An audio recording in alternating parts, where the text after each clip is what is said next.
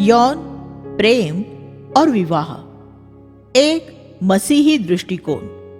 लेखक जैक पोनन। विषय सूची। इसमें हम देखेंगे प्रस्तावना। 1. विस्फोटक सावधानी से प्रयोग करें।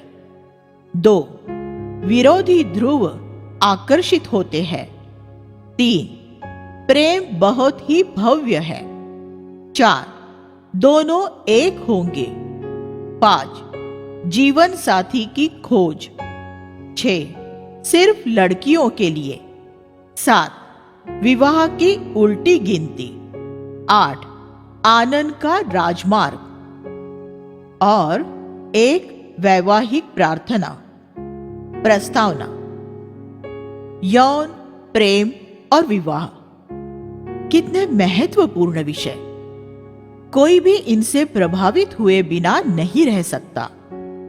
फिर भी परमेश्वर द्वारा दिए गए इन वरदानों के वास्तविक उद्देश्य से मानव जाति कितनी अनजान है।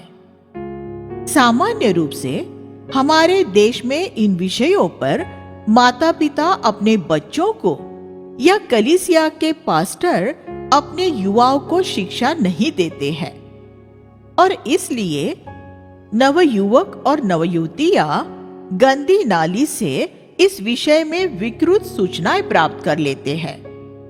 जो कुछ कलीसिया को आरंभ से ही शुद्ध रीति से जवानों को सिखाना चाहिए था, उसे शैतान और ये दुनिया अपने स्वभाव के अनुसार समय से पहले ही सिखा देती है।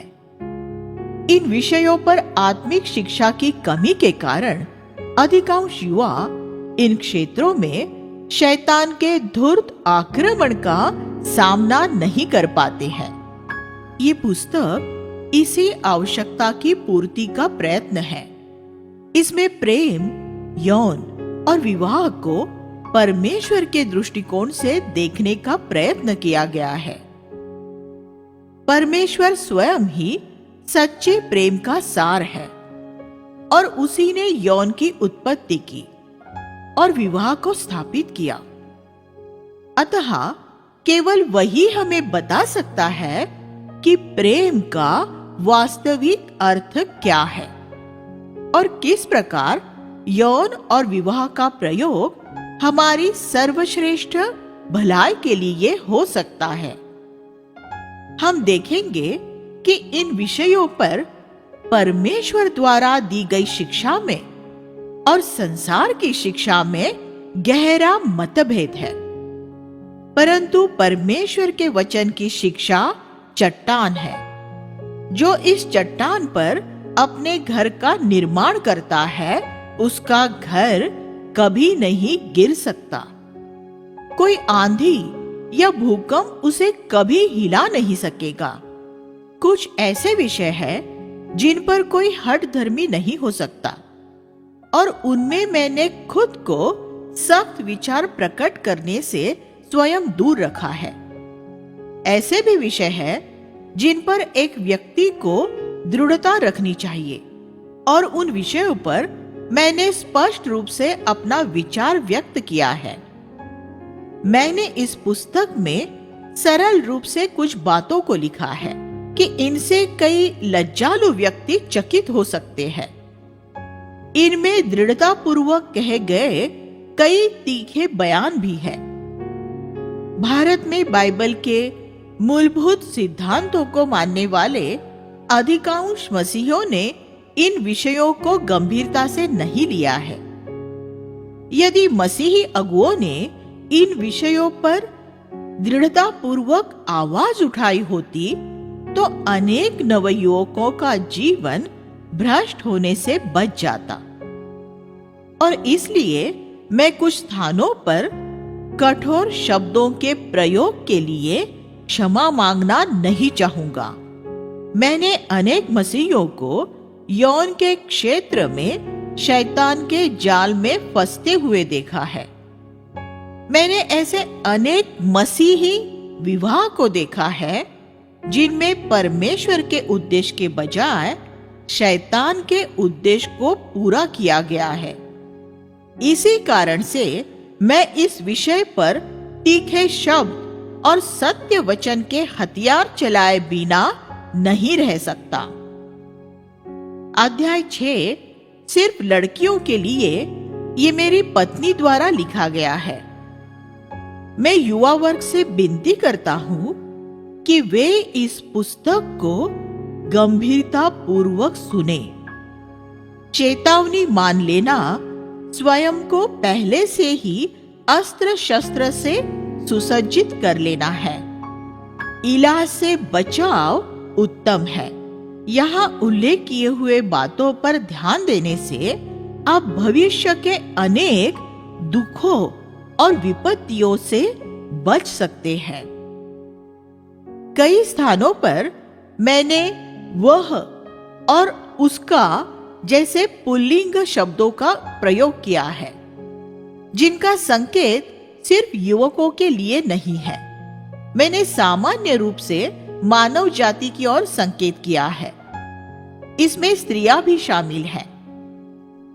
सुनने वाले इन स्थानों को सरलता से समझ लेंगे। मैं उन विश्वासियों का आभारी हूं जिन्होंने मूल हस्तलिपि को पढ़कर मुझे अनेक सहायक सुझाव दिए। ये मेरी प्रार्थना है कि ये पुस्तक प्रेम, यौन और विवाह के संबंध में परमेश्वर की सिद्ध इच्छा को जानने में सहायक तथा आशीष का कारण बने। जैक पोनन।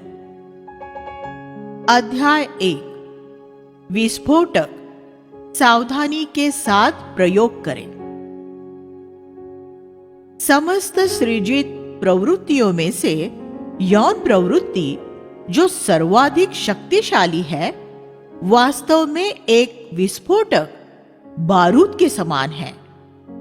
परमेश्वर के इस अद्भुत वरदान में अपार आशीष की क्षमता होते हुए भी इसके दुरुपयोग द्वारा बहुत विनाश हो चुका है।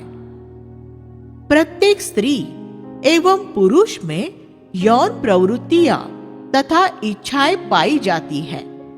संभव है कि ये सभी लोगों में समानता से प्रबल न हो, किंतु ये संपूर्ण मानव जाति में कम से कम किशोरावस्था से लेकर आगे 30 वर्ष तक सामर्थ्य रूप से उत्तेजित रहती है। विस्फोटक की तरह ही यौन को भी अच्छे और बुरे दोनों कार्यों की पूर्ति के लिए प्रयोग किया जा सकता है, परमेश्वर की महिमा के लिए या शैतान की सहायता के लिए। विस्फोटक बारूद सहज रूप से पापमय नहीं है। ये इस पर निर्भर होता है कि इसका प्रयोग कैसे और किस लक्ष्य की पूर्ति के लिए किया जा रहा है। यौन के साथ भी यही बात है। यदि इसे परमेश्वर के वरदान के रूप में स्वीकार किया जाए और परमेश्वर के नियंत्रण के अधीन रहकर बुद्धिमानी से उपयोग किया जाए, तो ये मनुष्य के परम संतोष का साधन बन सकती है।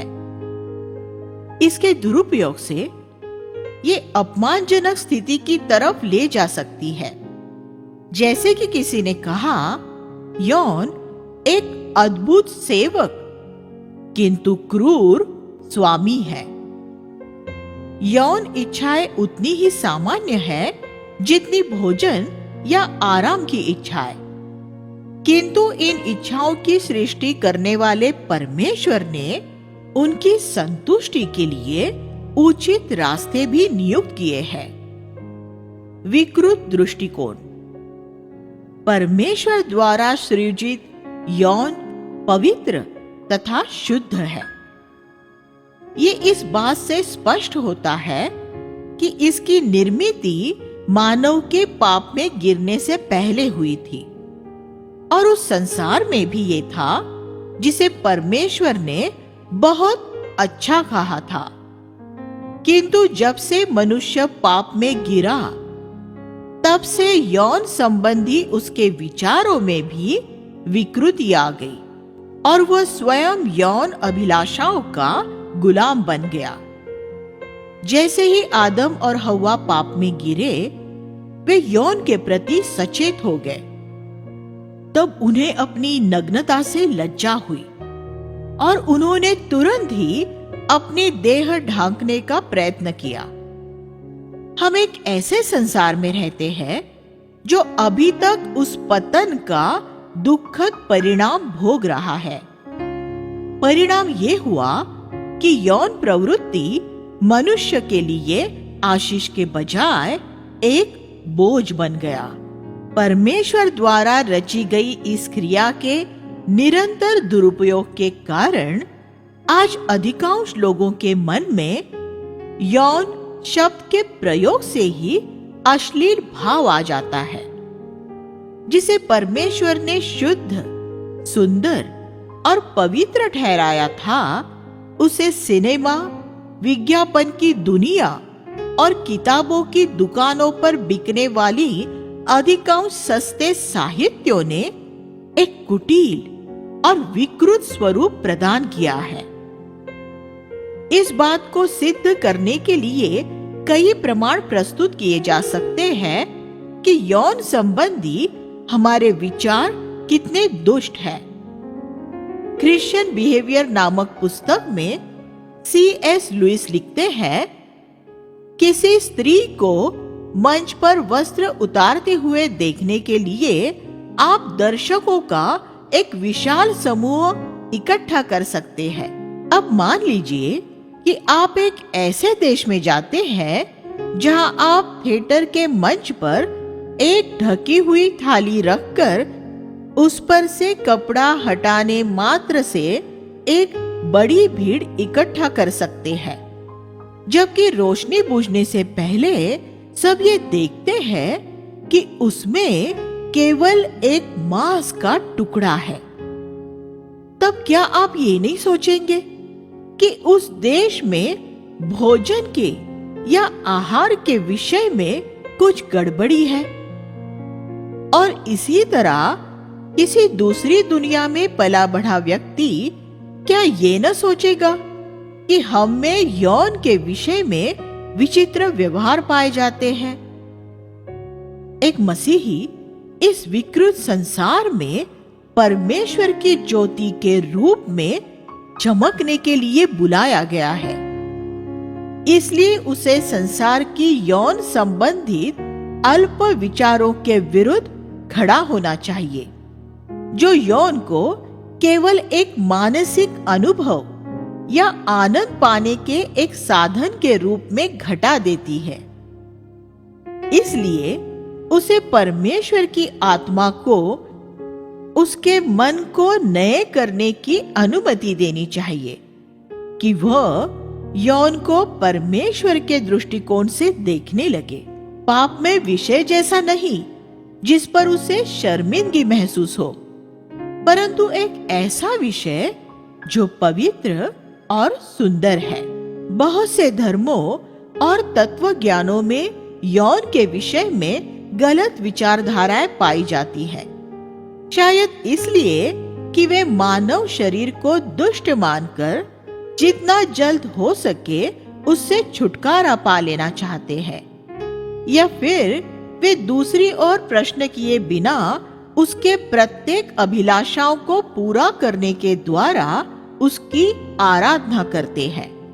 आत्मा और प्राण की तुलना में देह का महत्व कम होते हुए भी मसीही विचारधारा ये है कि देह भी इन दोनों के जैसे ही परमेश्वर की उत्तम सृष्टि का एक भाग है। इसलिए परमेश्वर की योजना में देह का भी एक निश्चित उद्देश्य है। बाइबल सिखाती है कि मसीही को अपने शरीर के द्वारा परमेश्वर की महिमा करनी चाहिए, क्योंकि उसका देह पवित्र आत्मा का मंदिर है। 1 कुरिन्थियों 6वां अध्याय 13 से 20। इसलिए हमें प्रोत्साहित किया जाता है कि हम आराधना में अपने शरीरों को एक जीवित बलिदान के रूप में परमेश्वर के सम्मुख प्रस्तुत करें। रोमियो 12:1। जो लोग ये मानते थे कि देह ही पाप का कारण है, उन्हें मार्टिन ल्यूथर ने स्मरण दिलाया कि पृथ्वी पर रहते हुए प्रभु यीशु के पास भी देह था, परंतु तब भी वह निर्दोष था। जबकि शैतान के पास देह न होने के बावजूद भी वह पाप से भरा है। पाप के जड़ को देह में नहीं, परंतु मानव हृदय में खोजना चाहिए। देह और उसकी इच्छाओं से मुक्त हो जाने पर पाप से छुटकारा प्राप्त नहीं होता। ये केवल हृदय परिवर्तन से ही होता है, जैसे कि कुछ लोग करते हैं।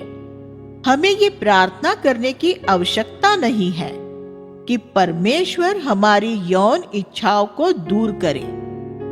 ये हमारे पुरुषांग को अयोग्य बनाना और परमेश्वर के मंदिर के एक भाग का विनाश करने जैसा होगा। परमेश्वर चाहता है कि हम विजय में जीने वाले पूर्ण मनुष्य बने। हमें फायर प्लेस, अग्नि स्थान की अग्नि को बुझाना नहीं है, सिर्फ ये सावधानी बरतनी है कि घर में कहीं आग न लग जाए। यौन के क्षेत्र में भी परमेश्वर एक उद्देश्य के साथ हमें परखे जाने के लिए छोड़ देता है। उसी तरह जैसे परमेश्वर ने अदन की वाटिका में आदम को परखे जाने के लिए छोड़ दिया था। आदम निष्पाप था, किंतु परमेश्वर चाहता था कि वह पवित्र बने। निष्पापता से पवित्रता अधिक महत्वपूर्ण है। आदम केवल तभी पवित्र बन सकता था जब वह एक उचित चुनाव करने के द्वारा परीक्षा में विजयी होता। हमारे साथ भी ऐसा ही है। अशुद्ध विचार।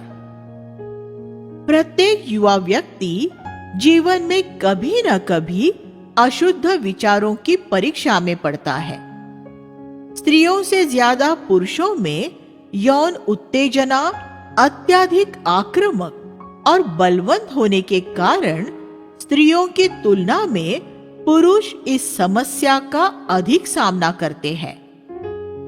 मरकुस 7:21 में यीशु ने हृदय से निकलने वाली पापों की सूची में बुरे विचारों को प्रथम स्थान दिया है। सभी अपरिवर्तित लोगों का हृदय समान रूप से दुष्ट होता है।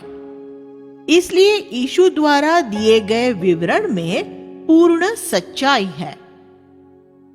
अशुद्ध विचार निर्दोष व्यक्ति के मन को उतनी ही हानि पहुंचाता है जितनी कि किसी व्यभिचारी के मन को।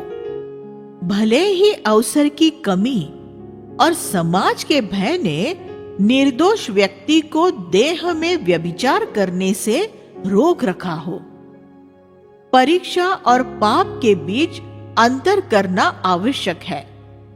मसीह भी सब बातों में हमारी नाई परखा गया, इब्रानियों 4:15। किंतु उसने एक बार भी परीक्षा के आगे स्वयं को नहीं झुकाया, मन में भी नहीं, और इसलिए उसने कभी पाप नहीं किया।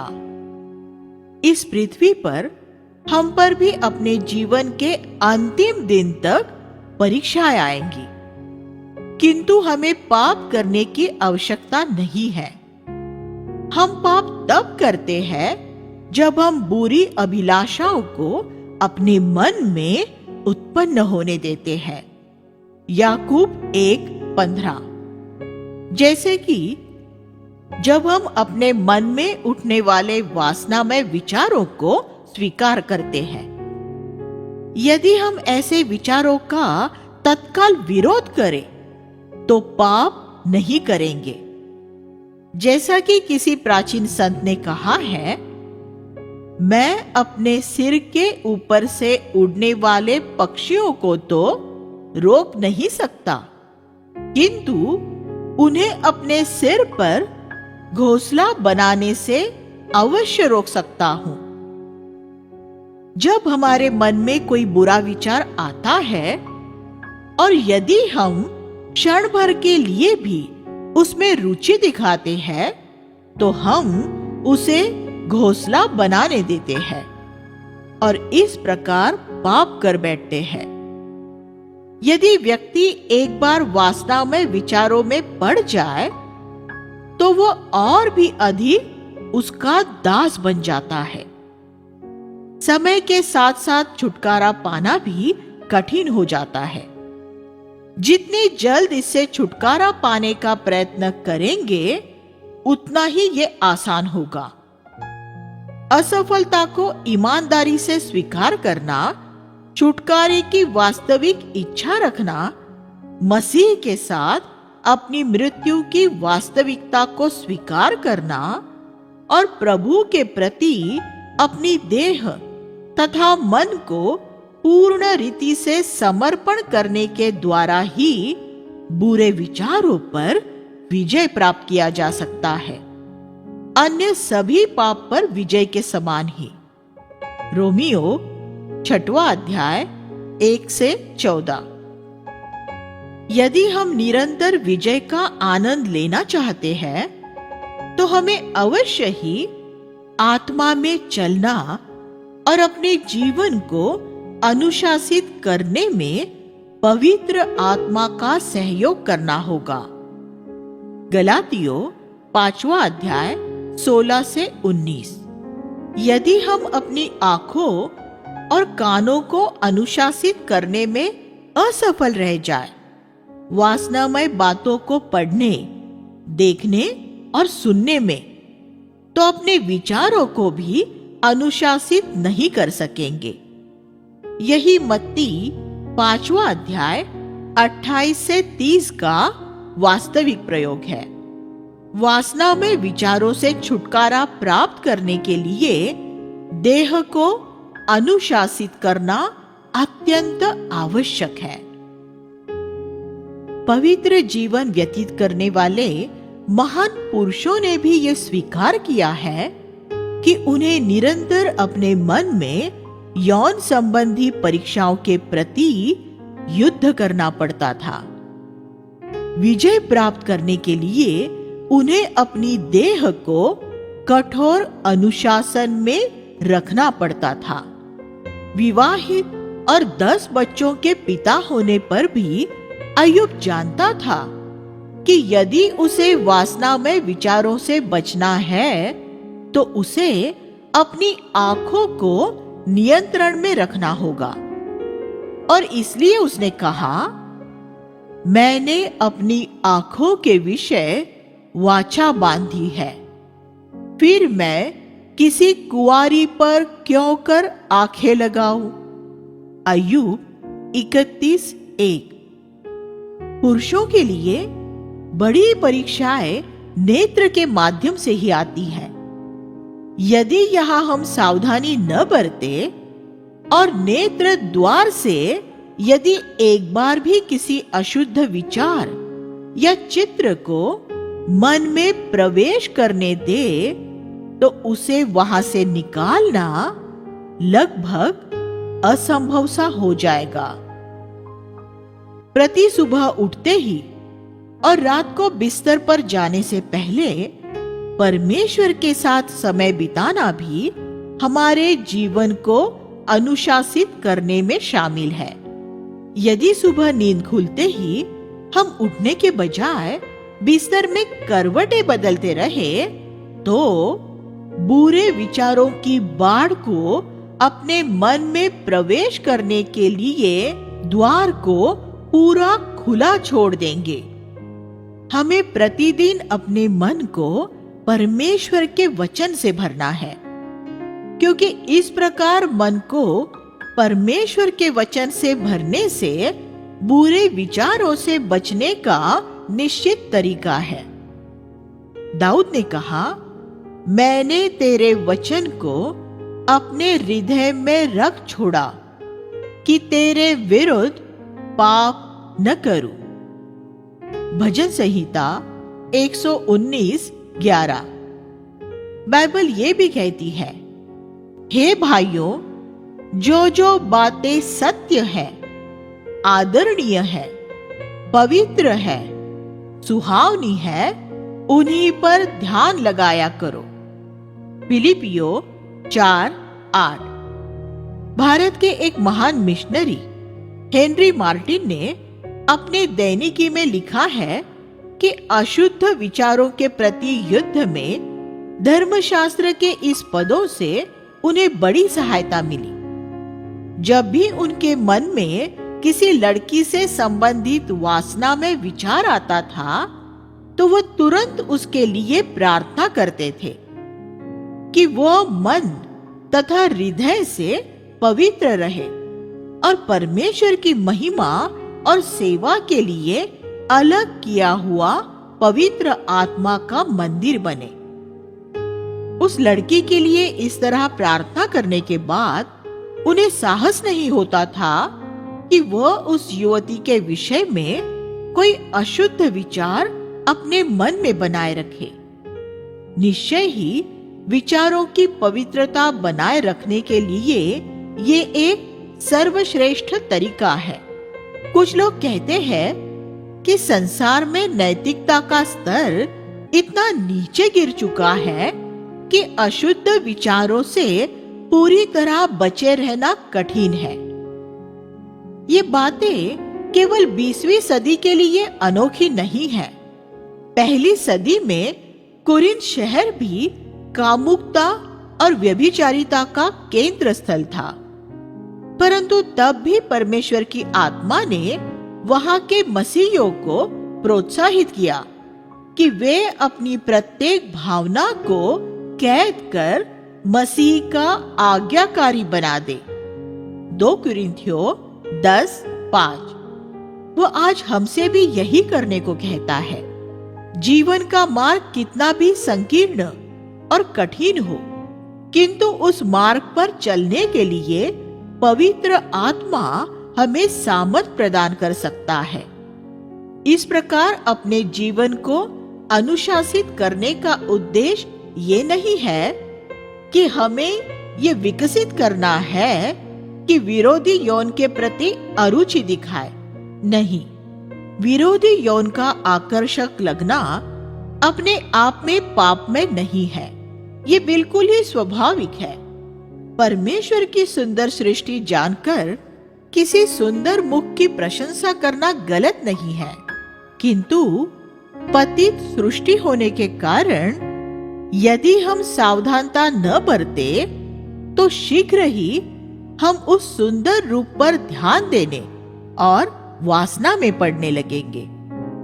इस तरह विरोधी यौन के प्रति सहज आकर्षण, जो कि अपने आप में शुद्ध है, हमारे लिए अशुद्ध विचारों का कारण बन सकता है। कीथ मिलर अपनी पुस्तक अ सेकंड टच में लिखते हैं, मैंने जाना है कि एक समर्पित मसीह होना किसी व्यक्ति को विरोधी यौन में सुंदरता को पहचानने से नहीं रोकता, और मैं नहीं सोचता कि सुंदरता को पहचानना किसी भी तरह से पाप है या फिर इस बात का चिन्ह है कि व्यक्ति को अपनी आत्मिक जांच करने की आवश्यकता है। यदि आप मेरी उम्र के हैं और आप विरोधी यौन की सुंदरता को नहीं पहचानते, तब तो वास्तव में आपको अपनी शारीरिक जांच करने की आवश्यकता है। और ये मैं अत्यंत गंभीरता पूर्वक कह रहा हूं। मेरे विचार में पहचानना कभी भी पाप नहीं होता। असल में पाप की संभावना को पहचानना मसीही चरित्र के विकास में अत्यंत महत्वपूर्ण है। उदाहरण के लिए, एक अंधा व्यक्ति इस बात के लिए ईमानदार नहीं माना जाएगा कि उसने अपने सामने मेज पर रखा हुआ सोना चोरी नहीं किया। बल्कि एक ऐसा व्यक्ति ईमानदार माना जाएगा जिसने सोना देख लिया हो और उसके प्रति अपनी चाहत को पूरी तरह पहचान लिया हो, पर तब भी चोरी न करने का चुनाव किया हो।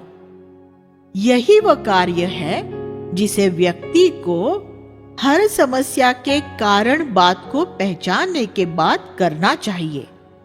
जब वह हमें जांचता और अपनी आंखों को विचारों की दूसरी दिशा में ले जाने के लिए कहता है, तो हमारे भीतर से आने वाली पवित्र आत्मा की आवाज को मान लेने में ही हमारी सुरक्षा है। हमें लगातार प्रार्थना करनी चाहिए, प्रभु इस क्षेत्र में मुझे ऐसी मोह की परीक्षा का सामना न करने दे जिस पर मैं विजयी नहीं हो सकता। मत्ती 6:13। बहुत से युवाओं ने सच्चाई से की गई ऐसी प्रार्थना के द्वारा विजय प्राप्त की है। हस्तमैथुन, विचारों में ढीलापन हमें अनुशासनहीन शारीरिक काम इच्छाओं की पूर्ति की ओर ले जा सकती है। एक मसीही ऐसा कार्य नहीं कर सकता। पौलुस प्रेरित ने लिखा है, हर एक पहलवान सब प्रकार का संयम करता है। वे तो एक मुरझाने वाले मुकुट को पाने के लिए ये सब करते हैं, परंतु हम तो उस मुकुट के लिए करते हैं जो मुरझाने का नहीं। इसलिए मैं तो इसी रीति से दौड़ता हूं, परंतु लक्ष्य ही नहीं। मैं भी इसी रीति से मुक्कों से लड़ता हूं, परंतु उसकी तरह नहीं जो हवा पीटता हुआ लड़ता है, परंतु मैं अपनी देह को मारता कूटता और वश में लाता हूं। ऐसा न हो कि औरों को प्रचार करके मैं आप ही किसी रीति से निकम्मा ठहरूं। 1 कुरिन्थियों 9:25-27। उसने पुनः लिखा, तुम में से हर एक पवित्रता और आदर के साथ अपने पात्र को प्राप्त करना जाने, और ये काम अभिलाषा से नहीं, और न उन जातियों की नाई जो परमेश्वर को नहीं जानती। 1 थिस्सलुनीकियों 4:4-5। सीजी स्कोरर अपनी पुस्तक the Bible and sex ethics today में कहते हैं, बाइबल जिनका संदर्भ नहीं देती उनके विषय में पौलुस प्रेरित के इन शब्दों से सलाह पाई जा सकती है, जैसे कि गुप्त और एकांत में किए गए यौन कार्य या हस्तमैथुन के विषय में। नया नियम किसी मनुष्य के जीवन के गुप्त पहलुओं की जांच करने का प्रयास नहीं करती। आधुनिक मनोविज्ञान ऐसा करने का प्रयास कर सकता है, परंतु मसीह और उसके प्रेरित नहीं। परंतु इस बात से बचना कठिन है कि इस प्रकार स्वयं को संतुष्ट करना अपनी देह पर परमेश्वर के अधिकार के प्रति विद्रोह करने की इच्छा करना है। ये ऐसे प्रकट करती है कि केवल यौन ही अनुभव करने का और इच्छा करने का एकमात्र साधन है। पुरुष और स्त्री स्वयं ही अपनी इच्छाओं का स्वामी बनने के बजाय उनका दास बन जाते हैं। ये एक सामान्य सिद्धांत है कि वासना में विचार आत्मिक प्रकटीकरण और सामर्थ्य का विरोधी है। यदि शरीर की लालसाएं हमारे जीवन पर शासन करती है, तो आत्मा शासन नहीं कर सकता। मनोविज्ञान दृष्टि से इस प्रकार के पाप असल में अपरिपक्व चरित्र, आत्म केंद्रित और संकोचशील स्वभाव को दर्शाती है, जिन पर विजय पाने की आवश्यकता है। निश्चय ही इसे व्यभिचार के समान गंभीर नहीं माना जा सकता है, क्योंकि इसमें कोई दूसरा व्यक्ति शामिल नहीं है। परंतु ये बात उस व्यक्ति को अस्वस्थ कर देती है, क्योंकि ये उसके लालसाओं की उमड़ को प्रकट करती है, जिसके विषय में उसे ये स्वीकार करना होगा कि इस बात पर उसका नियंत्रण नहीं है।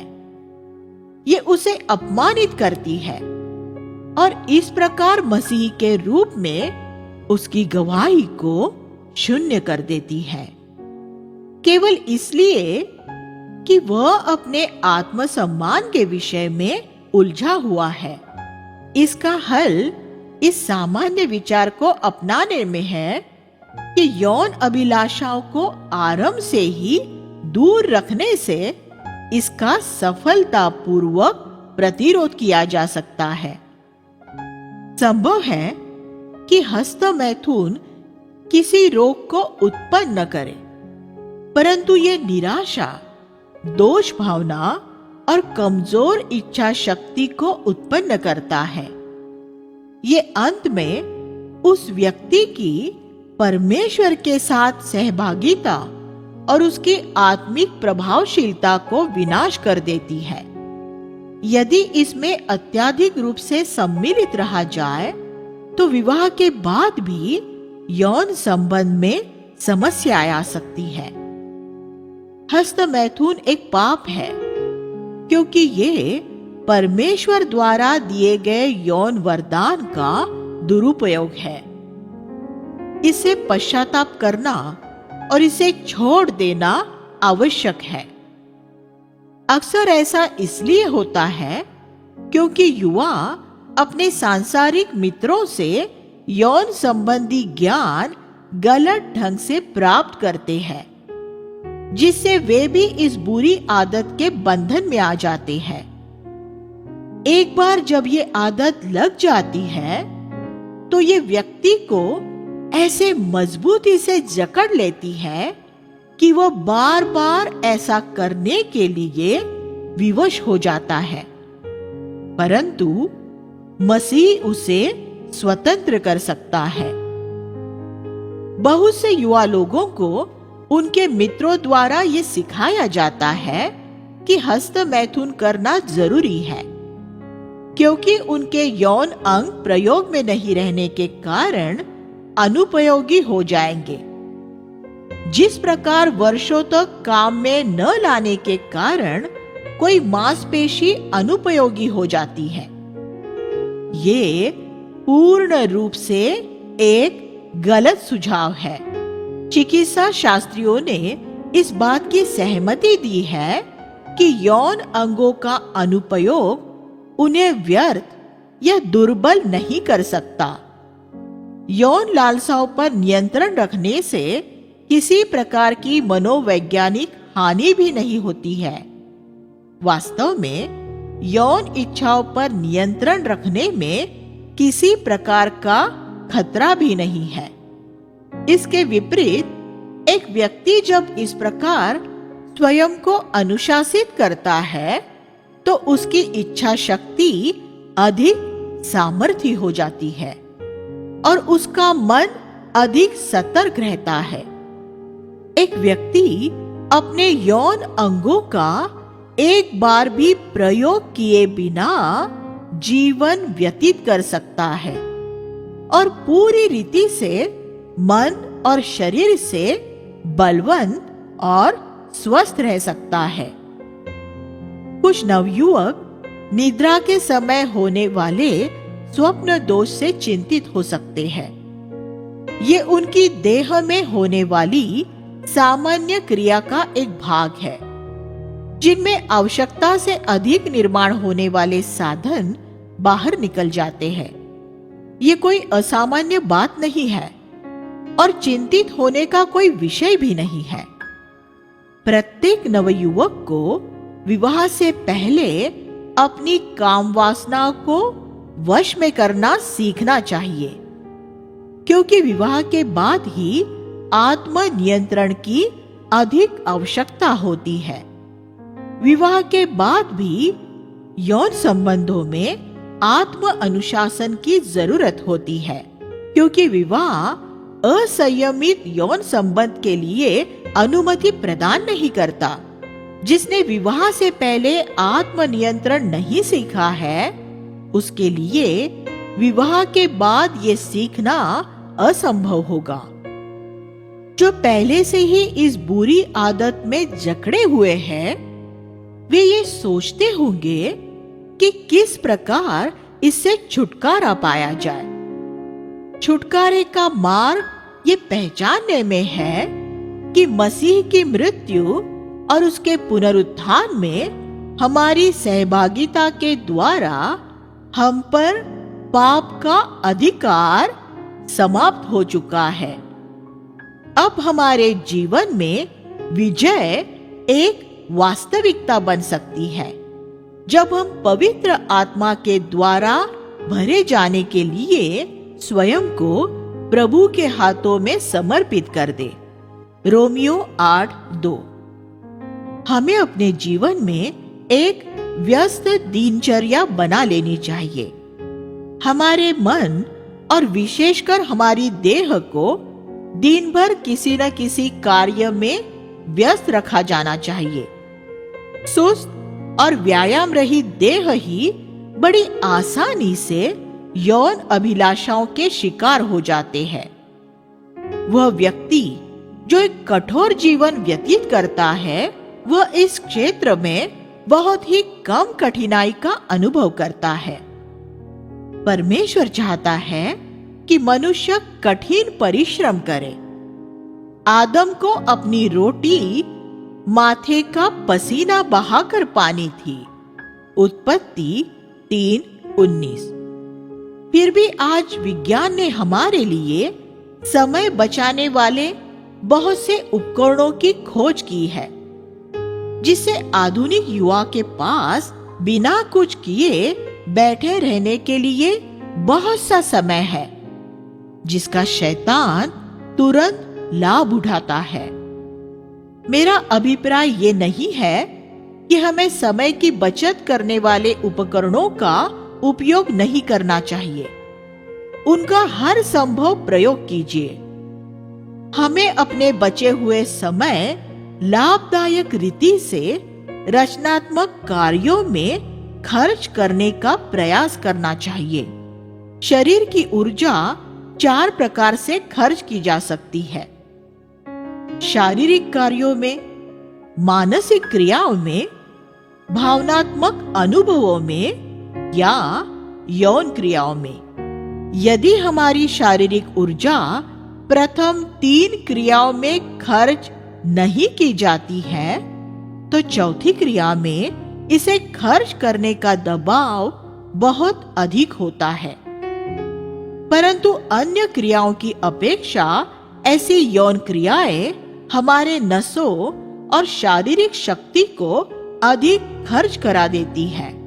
कुछ लोगों में वासना में भावना बहुत कम होती है और दूसरों की तुलना में वे यौन अभिलाषा की पूर्ति के लिए कम दबाव महसूस करते हैं।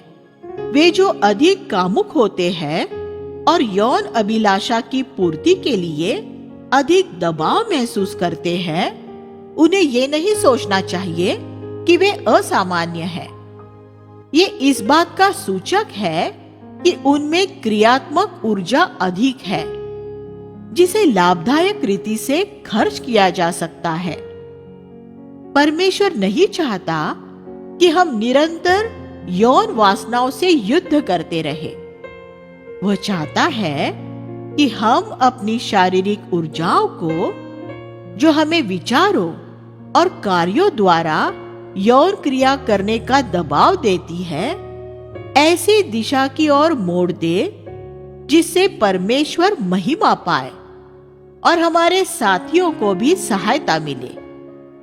इसलिए प्रत्येक मसीही नवयुवकों को शारीरिक कार्यों द्वारा प्रतिदिन अपनी देह को व्यस्त रखना चाहिए।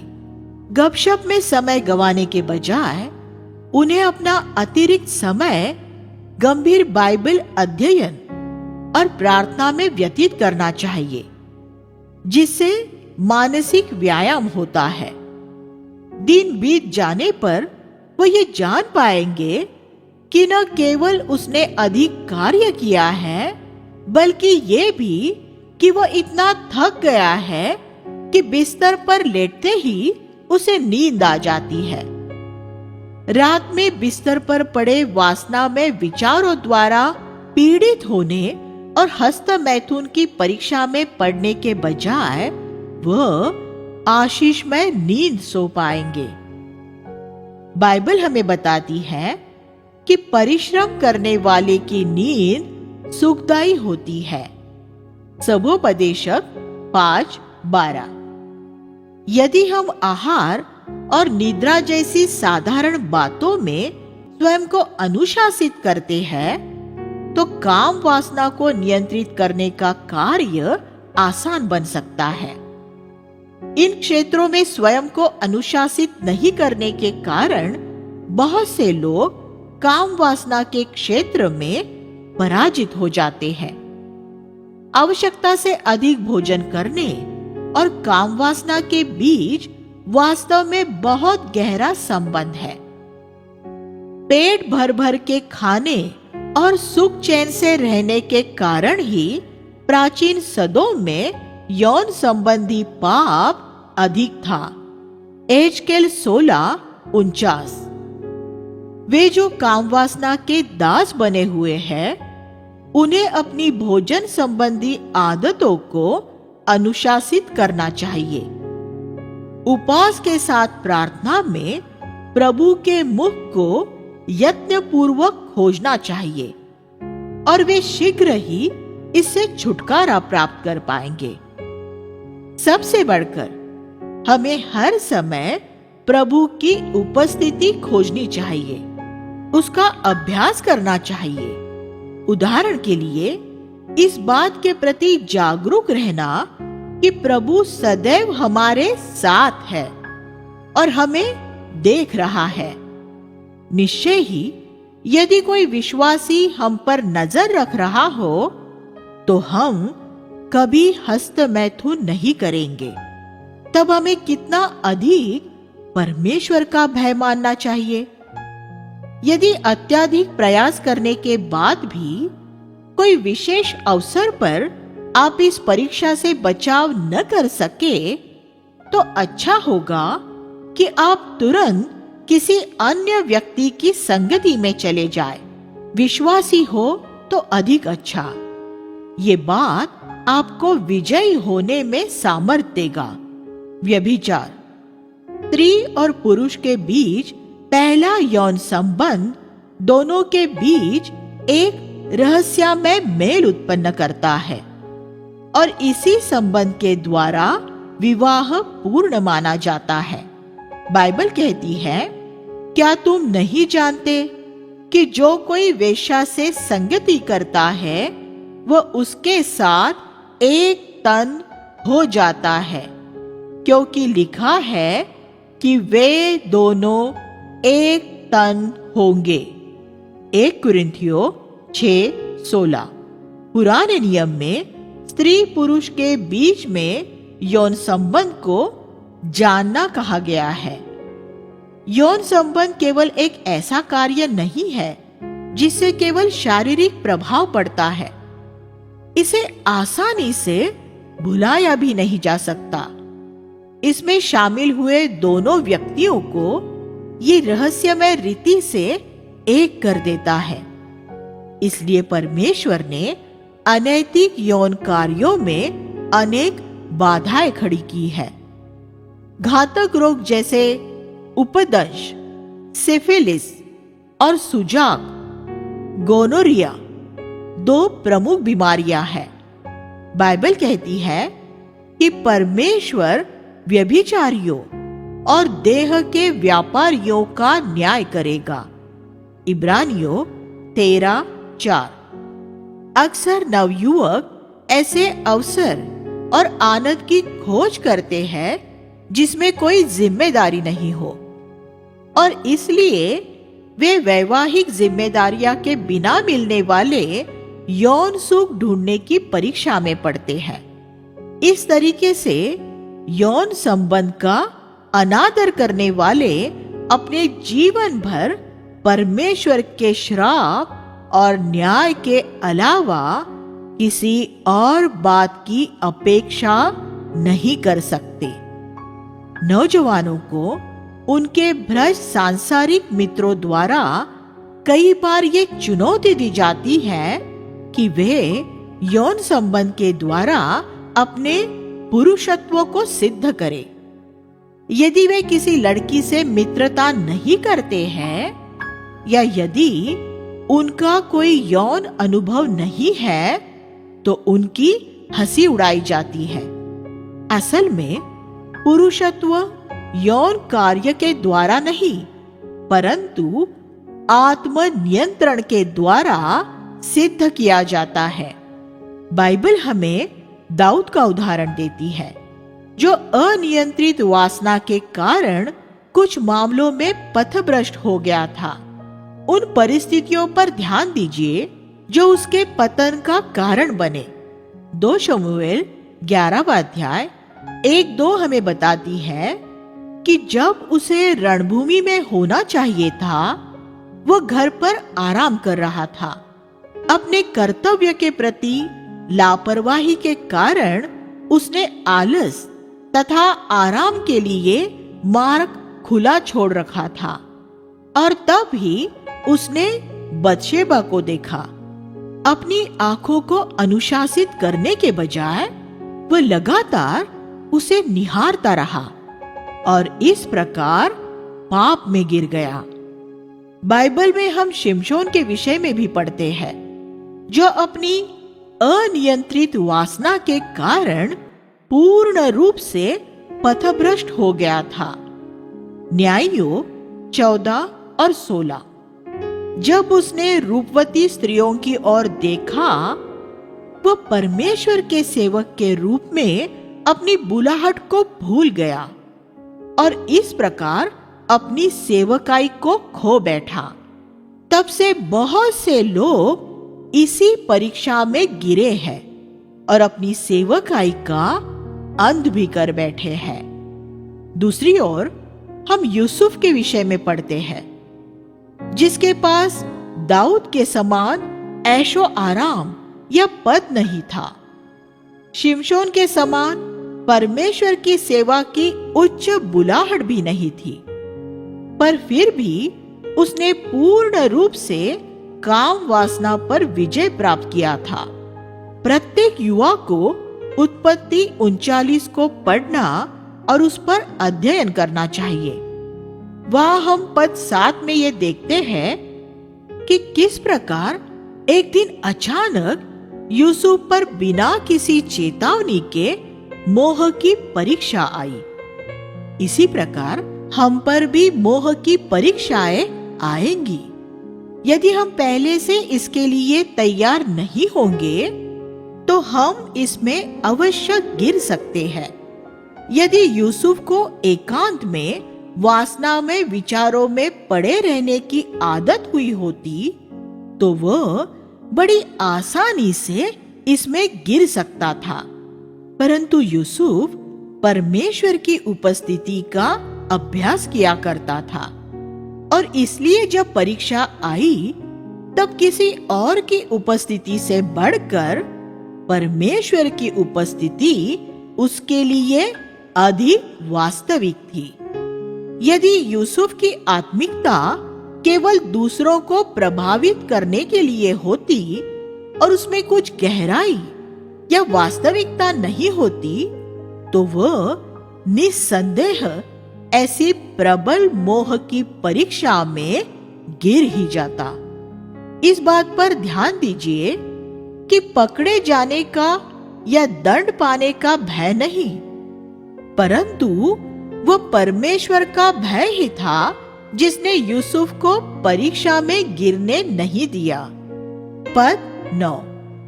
दुख की बात यह है कि ये दूसरे भय ही कई लोगों को इन दिनों पाप से दूर रखते हैं, परंतु परमेश्वर के साथ यूसुफ का संबंध आज के अधिकांश लोगों के ऊपरी संबंधों से कहीं अधिक गहरा था। हम पढ़ते हैं कि पोतीफर की पत्नी के द्वारा बार बार किए गए प्रयासों का उसने कड़ा प्रतिरोध किया। पद 10। उसने प्रथम बार भी नहीं कहा, जिसे दूसरी बार नहीं कहना उसके लिए कठिन नहीं था, और तीसरी बार ये और अधिक आसान हो गया। जैसा इस गीत की पंक्तियां कहती है, परीक्षा के आगे न झुको, झुक जाना पाप है, प्रत्येक जीत कोई और जीत पाने का सहारा है। पद 10 हमें बताती है कि यूसुफ ने पोतीफर की पत्नी की उपस्थिति को पूरी तरह अनदेखा किया। अनुसरण करने के लिए यह सबसे सुरक्षित मार्ग है। हो सके तो पूरी तरह परीक्षा के दृश्य से दूर रहे। यूसुफ का उदाहरण हमें यह चेतावनी देता है कि विरोधी लिंग के प्रति अपने संबंधों में हमें सावधान रहना है। केवल आकर्षक युवतियों की उपस्थिति में ही इसका अभ्यास नहीं करना है, क्योंकि परीक्षा अनाकर्षक युवतियों की ओर से भी आ सकती है।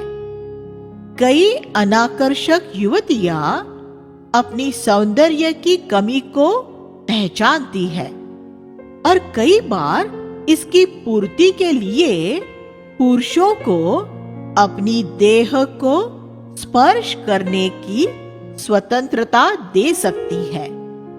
बाइबल हमें चेतावनी देती है कि व्यभिचार से बचे रहो। जितने और पाप मनुष्य करता है वे देह के बाहर है, परंतु व्यभिचार करने वाला अपनी ही देह के विरुद्ध पाप करता है।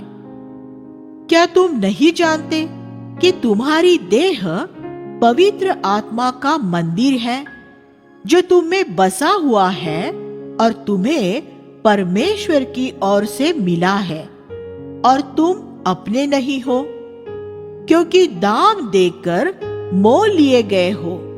इसलिए अपनी देह की द्वारा परमेश्वर की महिमा करो। 1 कुरिन्थियों 6वां अध्याय 18 से 20। और ये भी कि जवानी की अभिलाषाओं से भाग। 2 तीमुथियुस 2:22। यूसुफ ने यही किया। उसने झूठी निंदा या बंदी गृह में डाले जाने की भी परवाह नहीं की, परंतु कामवासना के आगे झुकने से इनकार किया। इसलिए परमेश्वर ने उसका आदर किया। इसमें कोई आश्चर्य की बात नहीं है। शायद इस क्षेत्र में पराजित होने के कारण से ही आज परमेश्वर अनेक युवाओं का सम्मान नहीं कर पाता है। समलैंगिकता। समान लिंग वाले व्यक्तियों के बीच परस्पर यौन आकर्षण को ही समलैंगिकता कहते हैं। ये उन पापों में से एक है जिसके लिए परमेश्वर ने लूत के समय सदोम और अमोरा को दंड दिया। ले व्यवस्था 18:22 में और 1 कुरिन्थियों 6वां अध्याय 9 से 10 में कड़े शब्दों में इसकी निंदा की गई है। समलैंगिक संबंध रखने वाले लोगों को बाइबल चेतावनी देती है कि वे अपने निर्लज काम करके अपने भ्रम का ठीक फल पाएंगे। रोमियो 1 अध्याय 26 और 27। सदोम के समान घिनौना काम करने वालों को पुराना नियम बिना करुणा किए मृत्युदंड देने की घोषणा करती है। ले व्यवस्था 20:13। एक विश्वासी को न सिर्फ समलैंगिकता से दूर रहना है, परंतु समान लिंग के व्यक्ति के प्रति किसी भी प्रकार के अस्वाभाविक लगाव से भी दूर रहना चाहिए। इसी प्रकार उसके प्रति समलैंगिक लोगों के प्रयासों का भी प्रतिरोध करना चाहिए। यदि आप पहले से ही इस बुरी आदत से जकड़े हुए हैं, तो छुटकारे के लिए और विरोधी लिंग के साथ एक स्वस्थ और सामान्य संबंध कायम रखने के लिए परमेश्वर से प्रार्थना कीजिए। यदि आप किसी बुजुर्ग विश्वासी से परामर्श और प्रार्थना की सहायता प्राप्त करें, तो ये और भी अच्छा होगा। शत्रु पर विजय पाना। इस युग में यौन के क्षेत्र में हम अनेक परीक्षाओं का सामना करते हैं। बाइबल में शैतान को गरजने वाले सिंह के समान बताया गया है, जो फाड़ खाने के प्रयास में लगा है, और एक धोखा देने वाले धूर्त सर्प के समान बताया गया है।